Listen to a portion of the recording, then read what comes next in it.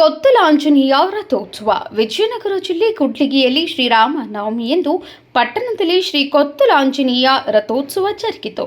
3 ದಿನಗಳ ಮುನ್ನವೇ ರಥೋತ್ಸವ ಪೂರ್ವ ತಯಾರಿ ಹಾಗೂ ವಿವಿಧ ಧಾರ್ಮಿಕ ಕಾರ್ಯಕ್ರಮಗಳು ಜರುಗಿದವು.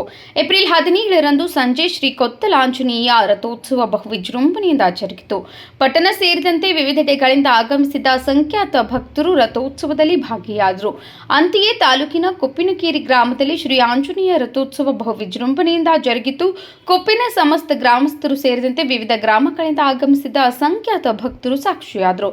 ದಾಖಲು ಮೊತ್ತದಲ್ಲಿ ದೇವರ ಪಟ ಹರಾಜು ಪಡೆದ ವಿಬಿ ಸುನಿಲ್ ಕುಮಾರ್ ಕೂಡ್ಲಿಗಿ ಪಟ್ಟಣದ ಶ್ರೀ ಕೊತ್ತಲ ಆಂಜನೇಯ ರಥೋತ್ಸವ ಸಂದರ್ಭದಲ್ಲಿ ಭಕ್ತಿಪೂರ್ವಕವಾಗಿ ಭಕ್ತಾದಿಗಳು ಹರಾಜು ಮೂಲಕ ಪಡೆಯುವ ಪಟ ಹರಾಜು ಜರುಗಿತು. ಪಟ ಹರಾಜು ಈ ಬಾರಿ ದಾಖಲು ಮೊತ್ತದಲ್ಲಿ ಹರಾಜು ಆಗಿದೆ.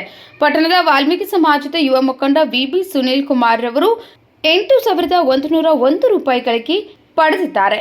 ಈ ಸಮಯದಲ್ಲಿ ಎಲ್ಲ ಭಕ್ತಾದಿಗಳು ಹಾಜರಿದ್ದರು.